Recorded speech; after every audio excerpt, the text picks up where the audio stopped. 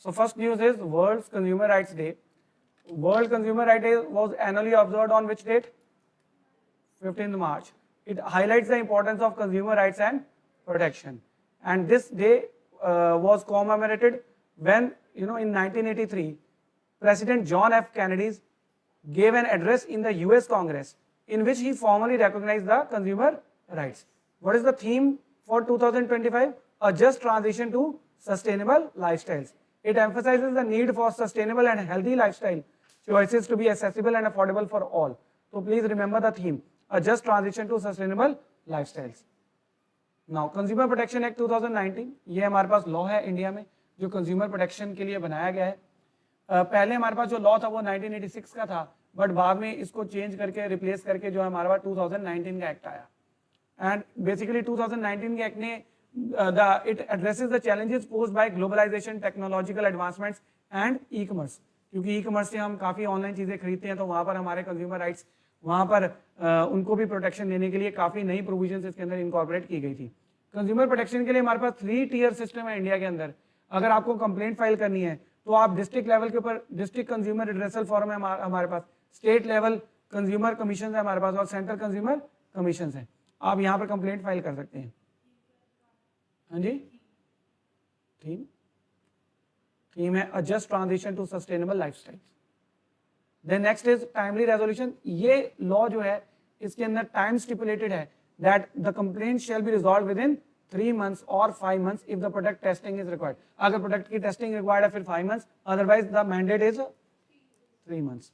Now next is consumer welfare fund. इसके law के अंदर बनाने की प्रोविजन है consumer welfare fund to aim to promote consumer welfare and strengthen the consumer movement in India. Then next is Consumer Rights Day.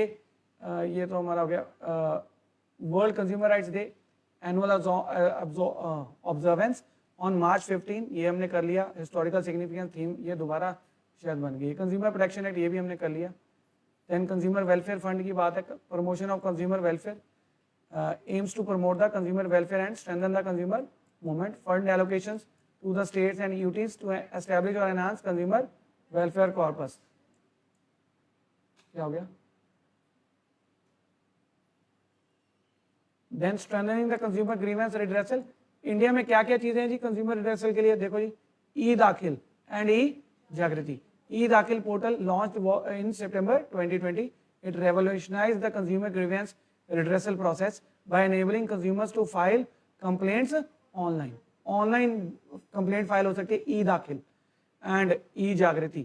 Building on this success the government introduced E Jagriti which further streamlines case filing, tracking the case management, ensuring a more efficient and accessible justice system. Then national consumer helpline है हमारे पास and AI powered speech recognition और translation system, multilingual chatbot to handle the complaint. Available in 17 languages. The helpline allows the consumers to register complaints via toll-free number. Toll-free number कौन सा ये? 1915. WhatsApp, SMS, email भी कर सकते हैं हम. Then जागो ग्राहक जागो पोर्टल है. जागो ग्राहक जागो portal and mobile app provide consumers with essential e-commerce information, alerting them to potential unsafe URLs. Then consumer protection in e-commerce and digital transactions. तो कंज्यूमर प्रोटेक्शन रूल्स आए हैं 2020 outline the responsibility of e commerce entities. जैसे आपका फ्लिपकार्ट हो गया, Amazon हो गया, जहां से आप बाय करते हो, and specify the liabilities for the marketplace and inventory commerce entities. The central consumer protection authority issued guidelines in November to regulate 13 dark patterns in e commerce. Dark patterns क्या होते हैं? जब आप online कुछ bye करने जाते हो तो आपके कार्ट के अंदर जो चीज आपने सेलेक्ट नहीं की होती वो ऑटोमेटिकली उसके अंदर ऐड हो जाती है. और ऐसे बहुत सारे डार्क पैटर्न्स हैं जिनको डील करने के लिए इन्होंने रूल्स निकाले. E commerce principles and guidelines for self governance. तो ये हमारा इतना इंपॉर्टेंट नहीं है. PM Modi New Zealand PM to inaugurate, क्या लिखा है यहाँ पर? ये नेक्स्ट है, वैसे इसके अंदर नहीं ऐड होनी चाहिए थी, ये गलत है. ये नेक्स्ट हमारी न्यूज है. PM Modi and New Zealand prime minister to inaugurate 10th edition of Raisina dialogue. ये नेक्स्ट न्यूज है. कंज्यूमर प्रोटेक्शन वाला हमारा ओवर हो चुका है. नेक्स्ट न्यूज है prime minister Modi and New Zealand prime minister, क्या नाम उनका? Christopher Luxon will inaugurate what? 10th edition of the Raisina dialogue. 17 मार्च से 19 मार्च में होगा. Foreign ministers of at least 18 countries, top executives of several global firms, they will converge where in a national capital New Delhi. ये मैं बताता हूँ, it is a conference on Jio politics and Jio economics. जो world के अंदर मुद्दे चल रहे हैं ना जियो पॉलिटिक्स के, रसीना डायलॉग के अंदर ये देश आकर इन चीजों को डिस्कस करते हैं एंड आपस में जो कोऑपरेशन है वो इंक्रीज करते हैं। ये जो रसीना डायलॉग है, it is hosted by observer research foundation in partnership with the Ministry of External Affairs. Every year, leaders in politics, business, media, civil society converge in New Delhi to discuss the state of the world, explore the opportunities for cooperation on wide range of contemporary matters. Multi-stakeholder structure है इसका, ठीक है। And inaugural addition कहाँ हुआ था रसीना dialogue का, बताओ? From March 1 to 3। कब हुआ था ये? 2016 में। रसीना डायलॉग 2025 थीम क्या है बताइए?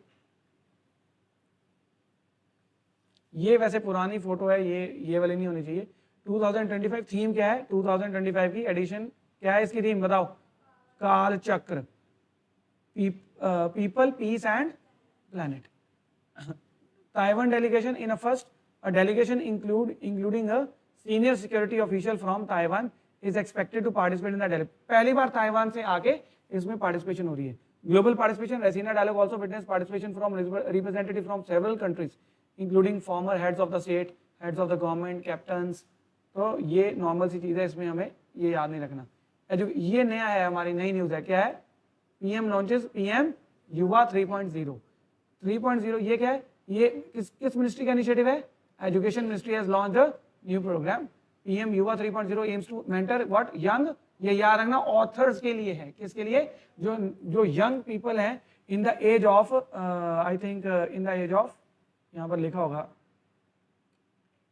देखो, below the age of 30, ठीक है। उनको young authors को mentorship देने के लिए है। इसका पूरा नाम है Young Upcoming Versatile Authors। It is an author mentorship program to train young and budding authors in order to promote reading, writing, book culture in the country and project Indian writings globally. New education policy के साथ इसकी alignment है, ठीक है। And youth focus इसके ऊपर है because India के अंदर 66% of its population are young and can be tapped for capacity and nation building. Strategic importance क्यों है? National scheme for mentoring generation of young authors have proven to be a significant stepping stone, laying the foundation of future leaders of the creative world. First edition इसका कहाँ हुआ था? ये PM युवा का, ये 3.0 है ना। फर्स्ट कब आई थी? May 31, 2000। PM Yuva 3. Implementation and outcomes. तो इस बार आप देख लो, this previous edition saw large scale participation from young and budding authors in 22 different languages. PM Yuva 3.0 encourage the youth to understand and appreciate India's rich cultural heritage. It intends to bring to the fore the perspective of young generation. And themes क्या है इस बार की? 3 है। Contribution of Indian diaspora in the nation building. Indian diaspora समझते हैं आप? What is the meaning of diaspora? Diaspora का क्या मतलब है? जो इंडियन लोग आउटसाइड इंडिया रहते हैं। जब मोदी जी जाते हैं यूएस तो देखते हैं इंडियन डायस्पोरा से मीटिंग करी वहां पर।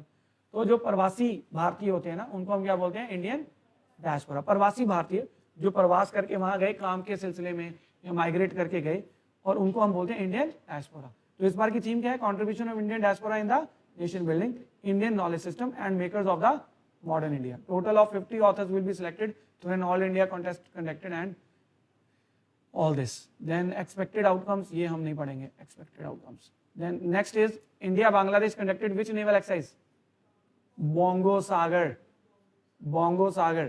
It is a naval cooperation joint maritime exercise है and strategic partnership regional security को increase करने के लिए है and कोऑर्डिनेशन बढ़ाने के लिए। और ये क्या प्रमोट करेगी? सागर।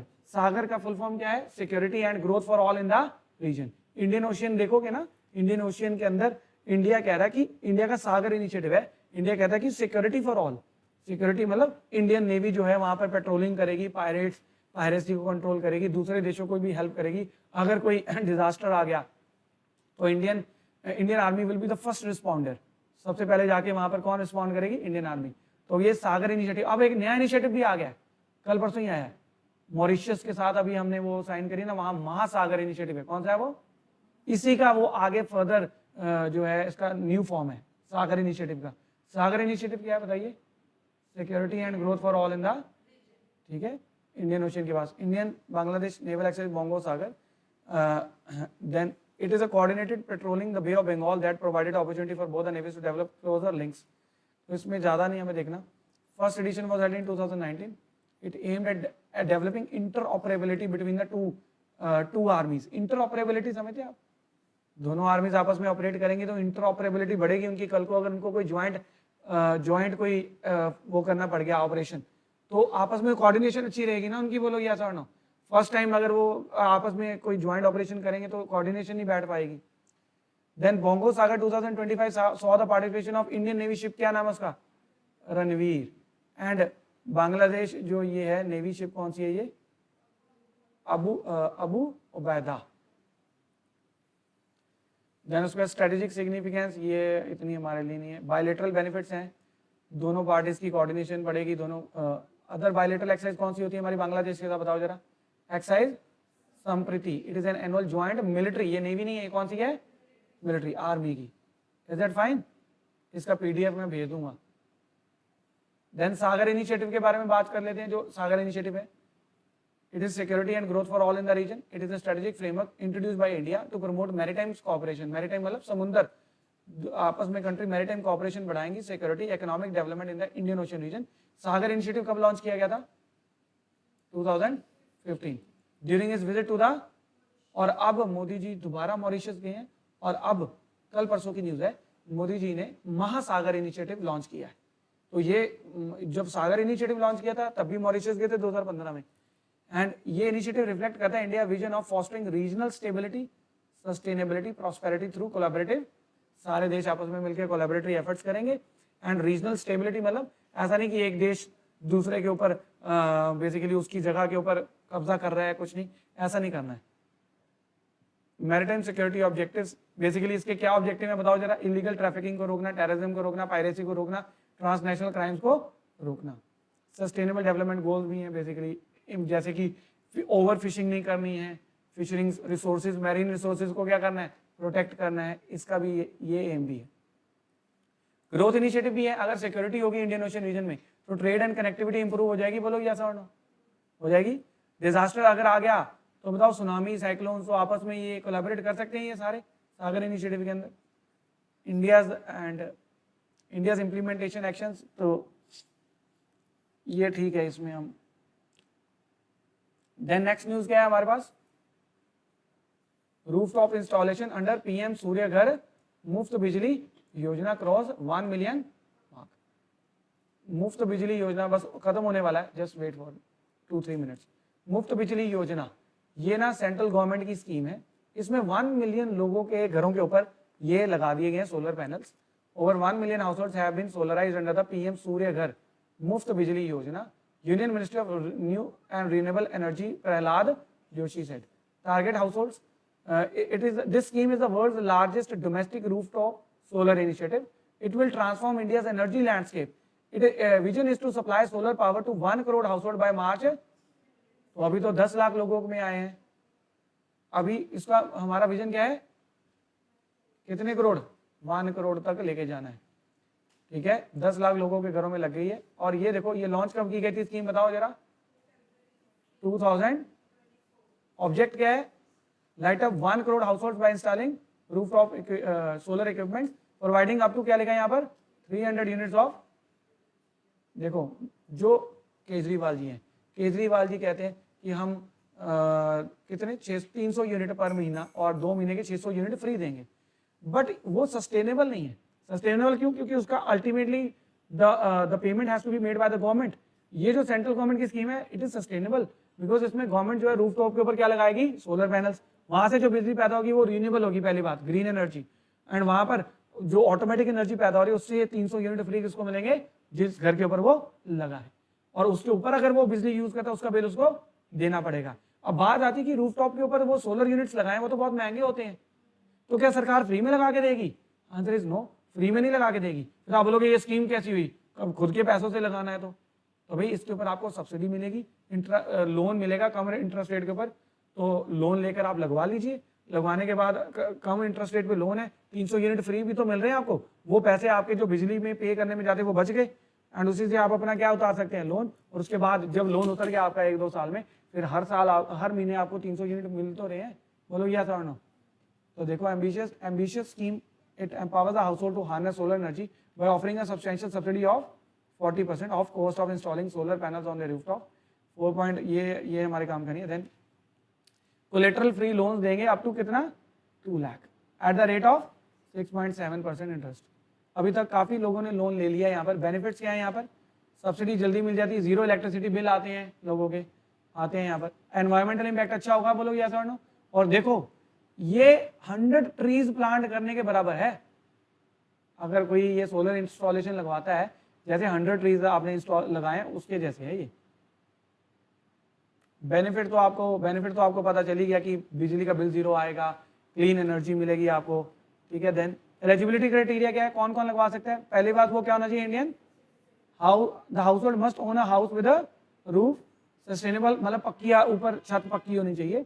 House hold must have a valid electric connection and house hold must not have availed any other subsidy for solar panels. So under the model solar village component of the scheme, focus is on establishing model solar village per district throughout India. इस scheme के अंदर model solar village भी बनाए जाते हैं। Then ये नई scheme, नई न्यूज है स्क्रब टाइफस। ये क्या है जी, एक स्क्रब टाइफस क्या है, एक इन्फेक्शन है। Scrub typhus is potentially life threatening infection caused bye, ये न्यूज में है ना scrub typhus, scrub typhus news में है। अगर आपसे पूछा जाए व्हाट इज स्क्रब टाइफस तो आप क्या बोलेंगे, it is a life threatening infection caused by which bacteria, bacterium Orientia सुडोगुशोमी, जो भी उसका नाम है, belongs to the Rickettsiae family. It spread to humans through the bite of infected larva, mites और चिगर्स। रूरल कम्युनिटीज जो है ज्यादा इसके ऊपर रिस्क है, क्योंकि they are engage in farming, outdoor activities, they are at higher risk. And ये पहली बार 1930s में पाई गई थी कुमाऊं रीजन के अंदर, जब soldiers during the world war 2 में थे असम के अंदर। Scrub and मुरीन typhus from Jabalpur area in Madhya Pradesh and मुरीन typhus from Kashmir. इसके सिम्टम्स है फीवर, हेडेक एंड रैश। तो स्क्रब टाइफस न्यूज में आ रहा है, आप याद रखना कि क्या है ये। इसरो ने स्पेडेक्स, ये आपको, ये मैंने रील भी बनाई थी इसके ऊपर। अगर आपको पता है what is SpaDeX mission ISRO का, स्पेडेक्स मिशन क्या है इसरो का, बताओ। स्पेडेक्स पता है आपको, स्पेस डॉकिंग एक्सपेरिमेंट। क्या है स्पेस डॉकिंग, स्पेस डॉकिंग क्या होता है, सैटेलाइट्स है स्पेस के अंदर। अब एक सैटेलाइट मान लो वहां पर उसकी खराब हो गई या इलेक्ट्रिकल पावर उसकी खत्म हो गई, तो दूसरी सैटेलाइट जाएगी, उसके साथ डॉक होगी, मतलब कनेक्ट होगी, उसका ठीक करके इलेक्ट्रिकल पावर देके आपस में अनडॉक हो जाएगी।